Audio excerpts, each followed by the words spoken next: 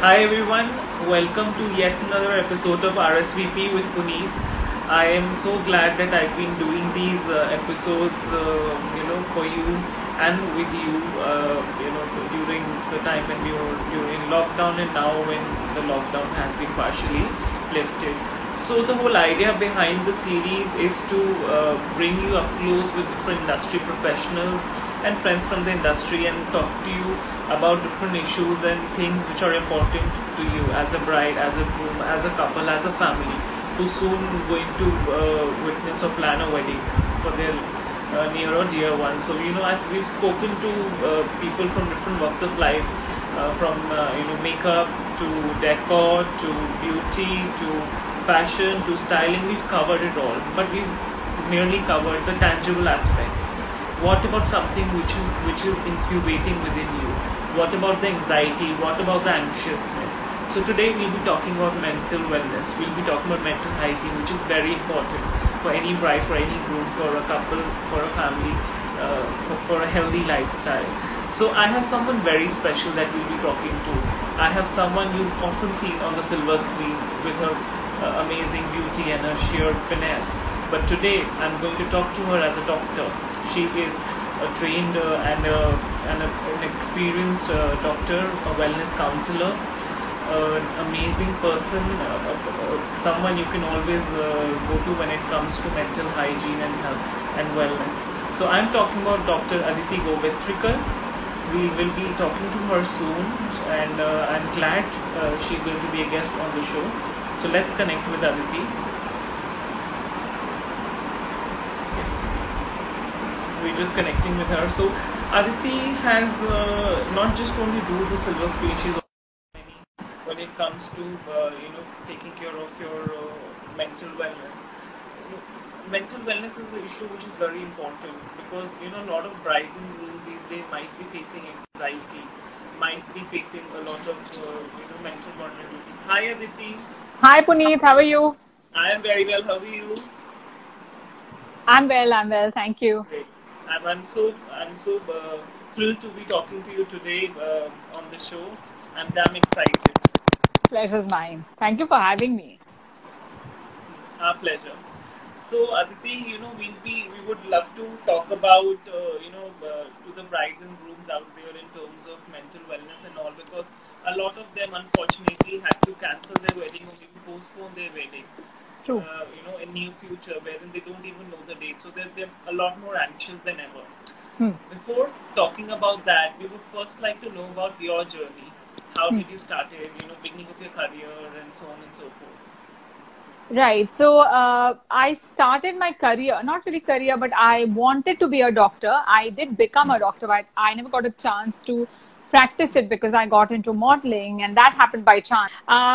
So that's how the journey began, because a friend of mine sent my pictures to Gladrags office. I got a call that I was selected and to go and meet Mrs. Wadia, Mrs. Maureen Wadia. I met her, and she chose me to participate in the pageant. I went ahead and I won it, and that's when the calls started coming for modeling and for acting. Of course, initially I wasn't ready for acting, so I refused quite a few film offers. However, in a couple of years after modeling, I found the courage and the confidence to say that, okay, let me try a film now. And that's how I got into films. After which I continued drama modeling, of course, for many years. And then we've, of course, seen you in many movies, and we've seen you on silver screen too. Yes. And thank you. And we would like to know, when did Dr. A arrive? Like, when did this entire resurgence happen, wherein you wanted to shift towards being a counselor and a doctor? Right. So what happened, Puneet, was that 4 to 5 years back, and I had given up ramp modeling in 2006 because I just was saturated with the whole process of walking on the ramp day in and day out. So I decided to take a step back, and of course I kept working. So I was still acting, and I was I do a lot of judging for beauty pageants and events and motivational talks and so on and so forth. However, 4 years back, I felt the need to get intellectual stimulation, which was beyond. I wanted to give exams. I wanted to study further. And that's when I was at the crossroads to choose whether I wanted to do nutrition, skin, or mind, which is psychology. And then I got attracted to psychology because I did, okay, what is it that I'm passionate about? What is it that I want to now continue practicing as I act and as I model? And that was psychology. So I went ahead and did a couple of short courses to figure out if I liked it. I did those and I really enjoyed it, after which I went to doing my first master's in psychology. Then I did my post-graduation in counseling. And right now I'm doing my second master's from Harvard University in US. That's amazing. That's amazing. So when is that going to finish? How long is the process? So it was meant to finish next year, but with this COVID situation, it's being pushed to 2022. So I'll get my degree in 2022, which is okay. I had anyway planned it for it to be a little slow, because it's very intense. It's extremely intense. And with US timings and India time, it's quite brutal, because my kind of balance out everything. Because right now I'm doing my classes at 12:45 a.m. till 4 a.m. is one class. And the next day, the class is from 4 o'clock to 7:30. So every alternate day for the weekdays, I'm doing these classes. And and plus you have to do assignments, you have to write academic papers, you have exams, like on 13th, I have my midterm exam. We have paper presentations, which needs a lot of research, because it's quite intense. Yeah, you have to put in a lot of work. So yeah, I mean, I'm hoping to finish it by 2022. Okay. Yeah. That's great.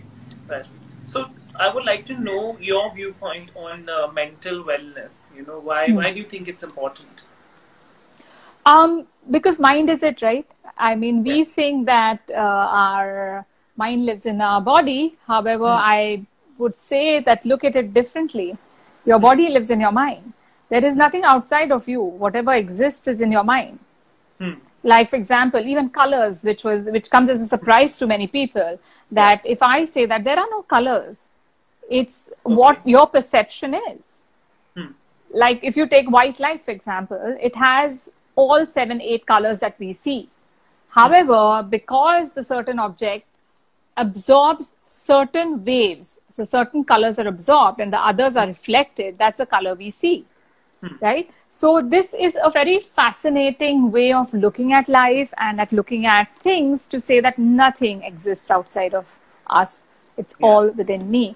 And to give you a good example is that if I make you sit right next to me facing the same things that I'm facing right now, like you're sitting right next to me, and I make 5 more people sit next to us in a line, and I ask you to describe the world as you see it, none of our descriptions will match. Every single person will describe the world differently. Now, who is speaking the truth? What is reality? Everybody is right.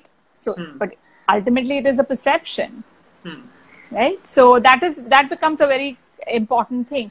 And then when you look at my mental well-being or mental wellness from that lens, things change. We don't pay attention to our mind. We are not taught to pay attention to our mind. We are taught to suppress our emotions, our feelings.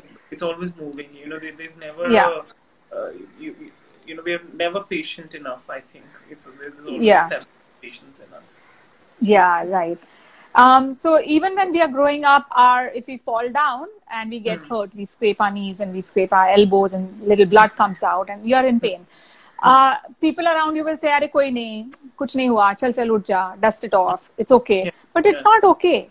It's not okay. You've suffered from an injury. It might be a small injury, but it hurts. So we are not even allowed to feel that emotion. Express as a child. As a child. So we are taught from that age, and it's nobody's fault. It's just the way we've evolved. But now that we become aware of these things, we can start changing things. To say that, no, I acknowledge what I'm feeling, allow myself to feel all that I feel, and then let go. So all 3 steps are very crucial into mental well-being. And now, because you had earlier mentioned that a lot of people are feeling a lot of anxiety, especially people who had planned their weddings, which have got pushed. Right? Now, the thing is that you can't do anything about it. Even if you want to have the same wedding that you had planned in your head, that's not a possibility. Yeah. Then the Absolutely. next step is to accept it. Once you accept it, that yes, this is it. There's nothing you can do. So what's the point of beating your head on the wall saying that अरे ऐसा क्यों हुआ, ऐसा कैसे हुआ, मेरे साथ क्यों हुआ, मैंने पिछले साल शादी करनी चाहिए थी, so on. So that whole dialogue becomes redundant, or monologue rather. Once you accept it, then okay, this is a new norm. There's nothing I can do about it. What next? How can I make my marriage beautiful? Be more positive about it and make the best out of the current scenario. I think happiness. Well, I would say that make it memorable, not the best, because whatever you do, you put in your whatever you have, you got to put in. Yeah. How can you make it memorable for you? Because it's a memorable day. You are going to remember it all your life. So how to make it memorable? What can you do in this current situation that you can create these beautiful memories? Because at the end of the day, it is a memory, right? When the wedding gets over, the next day itself, it's a beautiful memory. Yeah. So your advice to all the brides out there is basically they should just live in the moment and try and adapt to the current scenario. And it's not even try. I'm saying adapt. Don't try. Adapt. Okay. Adapt. Okay. Accept it. There is nothing that we can do. Like for example, in my case, that Harvard was supposed to get over next year. I was supposed to be in Harvard as we speak because I'm supposed to do my campus fulfillment in summer, which is now. But I can't. So what can I do? It's fine. I mean, I'll complete it. If not next year, a year after that, right? So शादी तो करेंगे. इसमें कोई ये नहीं है. There's no doubt about it. रुकना पड़ेगा, थोड़ा variation लाना पड़ेगा. तो think out of the box. Think how you can make it beautiful. Instead of saying, I will try and adapt. No, why? Just adapt. I mean. And are there any exercises or any strategy or any tips you would like to give to these brides or these couples who are facing this anxiousness? Like I said, if you're feeling anxiousness, acknowledge that you are feeling anxious. Know that you're feeling anxious and it's okay. Once you acknowledge you're feeling anxious, तो वो ऐसे हो जाता है, ठीक है, I'm anxious. Then your mind allows you to think beyond. Okay, now what? Now I'm feeling anxious. अब मैं क्या करूँ? Okay, I can get out of this anxious state. So then you can take steps to get out of that state, which is, like I said, that first take a deep breath and say that this situation is not going to go away, even if we wish it, as much as we wish it, as much as we chant for it. COVID is here to stay. We'll have to learn to live with it. And that's the truth. Now, how to then make your day, which is the special day of your life, with your loved one, memorable? How do you create memories or create that moment, beautiful moment, keeping in mind that this situation is happening? Yeah. Another thing, which we've been noticing of lately is that social media is completely sabotaging the real the real bride. There's so much of social media and peer pressure going on in a bride's mind. How she's going to look on a D-Day, how will she dress up, which designer, which lehenga, what makeup. Do you think that also leads to mental stress and kind of is hampering the mental well-being today? All right. So social media is a double-edged sword. What I mean by that, it is like your laser. The laser that we use. So laser can burn, but laser can also be used in surgery to make precise incisions, and it can also stop bleeding. So it is how you use it. Social media is it. It is there. How do you use it? Are you constantly looking at different brides and say, I should look like this, I should look like that? Or you're learning from them to say that she did this, but this is something I don't like, so I will not incorporate that. So you can use it the way you want to. Because ultimately it is perception. Like I told you that even in real life, it is a perception of how you're looking at the world and how I'm looking at the world. Similarly, on social media, that's the same thing which I say to people is that social media you can make use of. It is up to you how beneficial you can make it for yourself. You can get addicted to it and spend hours and hours and hours on it, or say that I'm limiting myself because I'm utilizing it for a certain purpose. So be it for entertainment, be it for work, be it to show your skills. Like so many people are thriving on social media, right? So it is up to you. So you can't blame ke social media hi kharab hai. Kharab baki kuch bhi kharab nahi hota. It is your perception or what meaning or what meaning we give to anything. There is no meaning in life. Nothing has any meaning. How we give it meaning is what the meaning becomes. So whatever meaning you give, you're right. If you say you can, you're right. If you say you can't, you're still right. Yeah. Like even with us, when clients come to us and then they show these images from social media and they're like, we want to do something like this, or we really want our wedding invite to be the best one. We put their anxieties at bay and tell them that your invite has to be you. It has to be a reflection of your personality rather than trying to imbibe someone else's personality, onto yourself. Yeah. So tell me something, you interact since you're you're practicing counseling and all. So you must be interacting with a lot of people. So there might be a lot of anxiousness that comes along with them, a lot of grief, sorrow, and a lot of mental distress that comes along with that. Talking to so many people and then their own, that entire cycle of talking to them and then taking all the negativity that they have inside them and kind of soothing them. How is that process like? Is it taxing for you too? Yeah, that's a good question. So there are two parts to this. First part is that when I started on this journey as a psychologist, that was the first question that came to me, because as a person, I used to be very osmotic. So I would get very affected by what your mood is or the person who's sitting across me. So that was my worry, that how will I then be able to help somebody to come out of their misery if I'm going to get affected, right? So when I thought about it, I obviously took training in that whole, when you become a psychologist and a counselor, you're trained to deal with situations which are negative, because if I do 6 sessions in a day, there is a lot of negativity from different angles. And the second spiritual part to it is that I have been practicing Vipassana for 12 years now. And one of the stories that I put it into practice is like what Buddha said, that, there was, when he used to give his talks in the evenings, the entire village used to gather there. And then one guy used to come who used to be very angry, and he used to give galis and, really be like rude and everything. And Buddha was unperturbed. So one fine day, his disciple asked that, how can you not get affected? This guy is irritating and bothering you every single day. He's like, that is him. He's brought this gift to me of this negativity, but whether I choose to accept it or not is in my hand. And if I don't choose to accept this gift, then he has to take it back. Interesting. So I would want to ask you if you could give us some tips for good mental hygiene.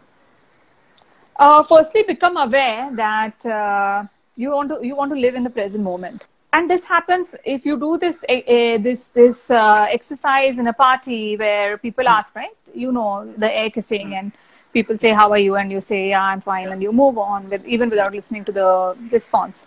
And even if you say, oh, I'm not so good. Acha, oh, how nice. And they move on. But I'm saying, I'm not nice. I'm not feeling good. So that is what happens. And you don't really, so we don't. You always expect people saying that, yes, I'm fine. Normally, like. But that's a preconceived notion that you have. So you're not even listening to the other person, right? That creates a lot of issues. And that's where mental hygiene comes in, which is that if I am present in the moment, if I am giving my 100% to you and you are not, then it's going to create a kind of unrest in my mind to say that, okay, this person's not interested in me. Let me go and pay or give my attention to somewhere else. So you will not enjoy my attention as a result. So that is from my side. From your side, how you're missing out is that God has given us one mouth and 2 ears for a reason. You're supposed to listen more than you talk, but we don't follow that principle. That's a starting point, that be very mindful of each moment, because that's all we have. We live in past and we live in future most of the times, but that doesn't exist outside of us. Being in the moment will allow you to enjoy life. You will feel liberated and light if you practice to start living in the moment. And the best way to do it is to put yourself out of your comfort zone. So very easy exercises which I give to a lot of my clients is that go brush with your left hand if you're a right-handed person. Okay. That itself, because we don't remember how we brush our teeth. It's become an automated process. And if I'm saying do it mindfully, how do you keep your mind in the moment is by changing your hand. If you're a right-handed person, eat with your left hand. Practice writing with your left hand. These small exercises help you in being present in the moment. And don't be in a rush. We are all rushing towards what I don't know, but we are all rushing. Like, what's next? What's for dinner? What am I going to do tomorrow? But right now I am sitting across Puneet. I should not be thinking about that, right? So being aware of these kind of processes that we go through will help you relieve a lot of stress, like anxiety, right? Kal kya hoga? Arey, kal kisne dekha hai, firstly. And secondly, if you are present in the moment, you know what action you can take if tomorrow doesn't turn out the way you want to. So that's a very basic understanding of mental well-being. No, I completely agree. I think I'm going to try that too on myself. Don't try, just do it. There is no trying. So I'll give you an example. I'll give you an example which will put your mind to rest, and you will never ever say that I will try. You have your pen in front of you or any object in front of you? Yes, I mean, I don't have a pen, but... Anything, any object? Yeah, I have my phone cover. Okay, put the phone cover down. Yeah. Now try to lift it. Yeah. So. But you lifted it. It's not trying. You've lifted it. Yeah, yeah. Yes. So what is trying to lift it, right? Either you're doing it or you're not. So it's like that. Yeah. Agreed. So tell me something, where we've been talking about mental well-being, we've been talking about, mental health. But when it comes to society, why are we not allowed to kind of show in case we are in pain? Why are we not allowed to kind of express our emotions when it comes to, being sad, being anxious, if you want to cry? Why does your mental vulnerability becomes an issue for the society? Why can't we be ourselves? So like I gave you the example, as a child, we are taught not to feel the pain. We are taught to suppress. So that's social conditioning, which happens in many, many other situations as well. I just gave you an example. In addition, we also are taught that boys, arey ladka hai, don't cry like a girl, don't be a sissy, that kind of thing. That conditioning doesn't allow you to feel the pain and allow you to express your pain, because at times you're expressing your anger, pain, or frustration with tears, and that's not allowed being a boy, so to say. So men are not allowed to feel or show their emotions. And doesn't mean that you don't feel it, right? If I pinch you, you will feel pain, but you're not allowed to. So that pain gets... It's not gender, it's not driven by... No, it's not. It's not. Yeah, it's not. But it's taught, we are taught to be like that. So that pain gets suppressed, and every single day there is something that is getting suppressed under the carpet, and that builds up. That kachra keeps building up, and then the carpet will reach the ceiling and you'll explode. So that awareness that we need to bring about when we are looking after the young ones. So whoever has children or whoever is interacting with small kids, they need to be aware of this fact that firstly, it's okay to allow yourself to feel pain and allow the boys to cry. There is no gender difference there. Shouldn't be. And even for ourselves, we need to assess every now and then how we are feeling and acknowledge that feeling, which we don't do. That's the practice that we all need to incorporate. Okay? Every now and then, just assess whatever it is, whatever you're feeling, just feel it and acknowledge it. That, okay, right now I'm feeling a bit anxious, I'm feeling stressed, I'm feeling happy, I'm feeling joyous, I'm feeling angry. Acknowledge the feeling. So then you start getting in touch with your emotions, which becomes a very important point. And then if the emotion is negative. Yeah, that's fine. Yeah, negative emotions are as important as positive emotions in our lives. Imagine a person who's happy all the time. You wouldn't call him normal, right? He will be in the asylum. I mean, that's not possible. Life is so it is, but that's abnormality. You cannot be a regular person that way. So negative emotions or pain or grief or anger, it's normal. It's good to feel it. But if it goes beyond a certain measurement or time and you're not able to let it go, then you definitely need to seek help, because then it's abnormal. Then you are going into damaging yourself. So to a certain level, feeling grief or anger is fine, and beyond that, then you need to seek help. And then I think one in today's scenario, you should absolutely be vocal about mental health within the family too. For example, if I am not feeling well, or if I am not happy, or if I'm not excited, or if I'm feeling depressed or maybe sad, then I should talk about it rather than trying to hide that expression, that Not emotion. trying. Yes, sorry. I use It's that not. word. Now I'm you'll gonna, change it. by end of the session, I will change this habit. I Good. will. That's good. Yeah. No, so it's not necessary all the time to be vocal, because your loved ones also shouldn't be like, hey, Bhagwan, this person is constantly talking about his emotions or whatever. Even if you acknowledge it, it's good enough. And where it is beyond your capacity, then you can talk about it. Other way, if you don't have anybody, like in this lockdown, many people are stuck all by themselves and there's a lot of loneliness, and you might feel unable, or it might not be possible for you to speak to somebody, then journal it. Journaling also helps. You can write it down to express whatever it is you're feeling. And you don't need to revisit it ever again. It's fine. As long as it's out of your system, that's good enough. But psychologists are always there, right? I mean, you can always pick up the phone and reach out to a psychologist who will provide you that safe space to express yourself, and then you can come out of it much stronger. Okay, fair enough. I think that's a very good idea for people, especially during this mid-lockdown sort of a crisis where people are not able to move out, or it's not safe to move out, and they're not able to consult a practitioner. They can at least try. They can at least do this at home. They can do this at home. Yes. So another question that I have is that as kids, like you mentioned in your last one, that we've been accustomed to a certain image, for a bride, for a groom, for the ladke walas or the ladki walas. You understanding the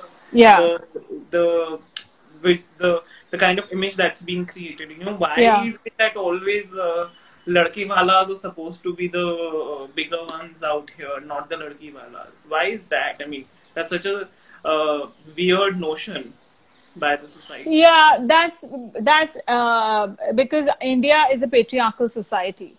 And men have enjoyed this status of being superior to women from time immemorial. However, now I think things have started changing, and hopefully it should change for better, where equality in true sense. So I'm not being a feminist or anything here. I just believe that the two genders are different and separate. However, each one has its own strengths, and we need to acknowledge it. So in that sense, there's equality, but we are not equal in that. In the sense that people think we are equal. We are not. Men are built differently, and women are built differently. We need to acknowledge it, that there are differences. However, we need to seek equality for the same reason, that if I pinch you, you will feel pain, and if you pinch me, I will also feel pain. If I cut your artery, the blood will be red, and so will mine. So our basic structure is same, so that we need to understand. So this ladki wale, ladka wale, and isne iske pair nahi dhoye, itna ye nahi kiya, wo nahi kiya. All this is society made. It's not given in any blueprint that human beings have to do this.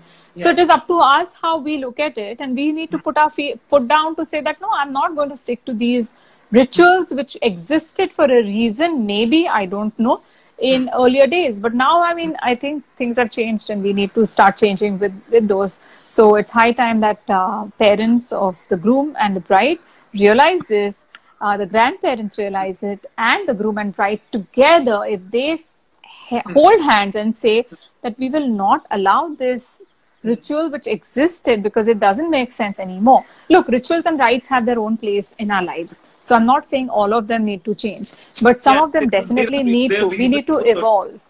But then we need to be done in the right way and with the right logic. Yeah.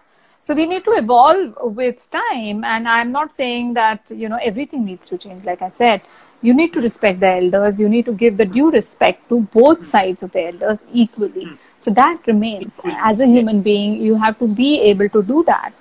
You need to respect your partner. So groom and bride and groom, right? So change needs to be brought about by the groom and the bride to begin with and percolated so that it reaches all the levels in the family. Well said. Yeah, much needed in today's time. So, Yeah. I've asked a lot of serious questions with you. I'm gonna do a very quick rapid fire with you, Sure. and I'm gonna be asking two things, and you'll have to pick up one. And it's very simple from your everyday life. So, are you ready? Sure. Okay, great. And I'm gonna be showing my expressions too. It's all about expressing. So, do you? So you have to pick up one. Real life or real life? I think it is combination of both because I love being in front of the camera, but I know that is not my complete life. So it's real into real. Okay. Good one. So what was the last thing you Googled? Last thing I Googled was air purifiers because I'm looking for an air purifier. I was looking for it, yeah. That's the one. That's a wise and a smart choice. So, are you binging on Netflix or Amazon Prime? No, unfortunately, the last episodes I binge watched was Money Heist and Four More Shots Please, which was some time back. Money Heist. And the reason for that is because my Harvard modules have started and the timings are brutal, right? 12:45 a.m. till 4 and 4 to 7:30 the next day in the morning. So that doesn't allow me, and plus so many papers and exams. How have you been balancing your life? I mean, sleep is also an important part of the whole... Yeah, so I force myself to sleep after the classes. So I go to sleep at around 7:38, and fortunately for me, my kids don't disturb me because they realize it. So I try to sleep, I sleep till 11:30, 12, so that I recover sleep, and then at times I sleep early. So I make up my sleep. I like to sleep for 7 hours at least every day. So yeah, but it's piecemeal. It's not at a stretch, which I really enjoy, but circumstances are such that I have to give this time to Harvard, and that's what I'm doing. Interesting. What was the last thing you cooked? Last thing I cooked was, chana. So I have sprouted chana, so I made a bhel out of it because I was hungry. Okay. So that's what I cooked. I'm not really cooked, but I put it together. So it's more of a nutrition sort of a diet. Yeah, healthy. Yeah. So do you are you a fitness freak or a lazy panda? Well, I am neither because I do not like working out, but I work out every day. And the reason is very crucial, which is that in my journey of this whole self-realization was that I want my brain to be active and sharp as it is today on my deathbed. So that's my ultimate goal for my life. And if I have to do that, I need to look after my body and I need to be fitter. The second part, of course, is that being in the field that I am in, of course, I mean, it's not necessary that I need to be fit or anything, but I like wearing beautiful clothes and I like the result of it, but the process I don't enjoy. But I work out every day. That's quite a fire thing. So, which is your favorite social media app? Instagram. I love it too. Without any doubt. Without any doubt. True. Yeah. That should be. This is for Instagram, but to a certain extent, of course, not getting addicted to it. What was the first thing you did when this lockdown was lifted? As in partially lifted? Yeah, in Mumbai, it's still not lifted. Okay. I'm still under lockdown. I have this thing. I'm not going to step out unless it's necessary. So I've hardly been stepping out. I have only gone a few times to a grocery store because things weren't available online. And I have 2 kids at home. So that's the only reason why I've stepped out, or to fill fuel, or... When it gets lifted, what would be your first thing? I'll meet my friends. I'm so missing them. So it'll be meeting my best friends. That's cool. Very cool. Yeah, that's cool. So I think that was an amazing rapid fire, and one emoji is left, which I want to virtually give you. So that's a big hug. Big hug to you too. No, honestly, I was very, not really very, but I was a bit nervous when I started the conversation. But by the end of it, you really made me comfortable. And I think a lot of people who would be consulting you in terms of, mental well-being and health, I'm sure they would be doing very well in terms of, the mental wellness now. So far, I haven't got any complaints. And I do a lot of workshops as well, Puneet. So I do a lot of corporate workshops. I do a lot of Zoom workshops because I feel that mental well-being is something that we need to start looking at, and we need to start embracing it and put it into action every single day. It's not a goal which is far away. It's now. How you are now. It's That's like what counts. It's as important as everything else in your life. Even more so, I would say. Your physical it's the most important. It's the most important thing, I would say. And tell me something. What is the difference between different aspects of it? Like, for example, we've got Vipassana, then we've got yoga and mental exercises, then we've got actual counseling. So do they all intertwine with each other, or are these separate streams? How do they all come into play? So they all kind of very beautifully weave in together when I'm sitting with a client. So I don't only counsel people who are unwell, and what I mean is mentally unwell, but I also help people to reach new heights. So for example, say in your case, right, you have a company called Puneet Gupta Invitations, and you are a person. Now, you are Puneet Gupta Invitations. It's a company of yours, but I look at it as you. You are the brand. You are who speaks to the clients, and you are the one who represents what you stand for. So I work with you. So suppose, and you set the goal, right? So Puneet Gupta says that I want to be a global brand. Now, how can we achieve that in a short period of time? What is it that is holding you back? Because we all have these barriers that inhibitions, barriers, conditioning. Maybe I'm not good enough. How will I handle success? My relationship with money. There are so many things. So I help my clients to look at those, and we get rid of that, so that then you are. So the three words that I use in my counseling center is called Lighthouse Counseling Center. It's transform, empower, elevate. So these three things are achieved through therapy, and it's not, like I said, it's not if you're anxious or stressful, that too.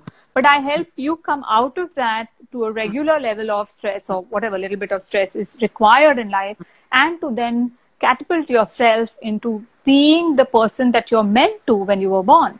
As a child, we didn't have any fears, we didn't have any inhibitions. Yeah. So I empower you so that you get elevated in your life. I think that's great. That's great, because we all have different kind of stress in our life. Though a bit of stress is of course important. Otherwise, life would just be flat. There won't be any taste to it. Yeah. So. Also, you're pushed. When you have a little bit of stress, you get pushed, which is required in life. Otherwise, we'll just all be sitting on the couch watching TV serials. TV serials, and I think binging on Netflix. I've done so much of that in the last few years. Don't even ask. I mean, the amount of media I've consumed, it's not even funny. Most of us, yes. Yeah. So that's what I do, So great. So before I close this session, any last words of positivity you would like to give to the brides out there? Firstly, thank you all the viewers who have joined us for this conversation. And I have not read the comments, but I'm sure they are your expression of love towards me.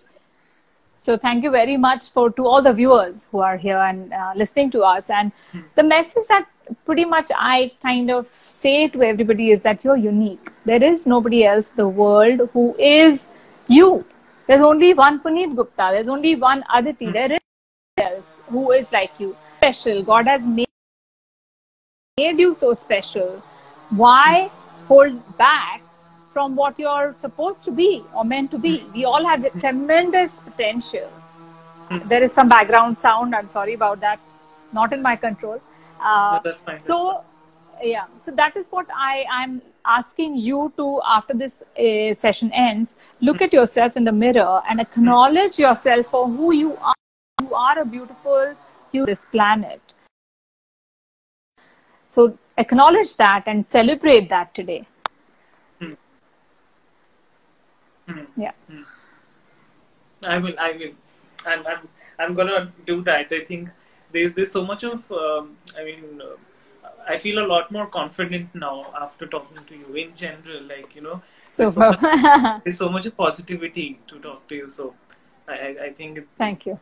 That's a great takeaway for me for my own personal well-being. Thank you. Great. Thank you so much. Thank you so much for Thank you, time Puneet. for talking to all the viewers and even those people who are going to be watching this video even after later. Infusing in so much of positivity and doing a reality check for all of us. I think that's great. Thank you so much. Just celebrate your reality. Thank you, Puneet, for having me. We should all be happy in our own skins and be proud of it, and I think be just be happy with it, I think. And be kind to others. I mean, it doesn't take much, but we are so unkind most of the times.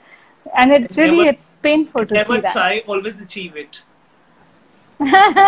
Either do or don't. Yeah, do or don't. There's no in between. There's nothing in between. Yeah. Yeah. True. Great. Okay. All right. Take care. Okay. Bye. God bless. Bye. Bye. So that was Dr. Aditi Govitrikar with us. I think it was quite a candid conversation, an eye-opener, a real person, someone, I was wanting to talk to since a long time and address the issue of mental wellness for all of us. So, for those of you who've got their weddings postponed or shifted or still don't have dates out, but must be anxious as to, when the wedding's going to happen, I think Aditi's given us a good eye-opener. We have to be real and practical about it. And we have to live in the moment and plan and make it more memorable.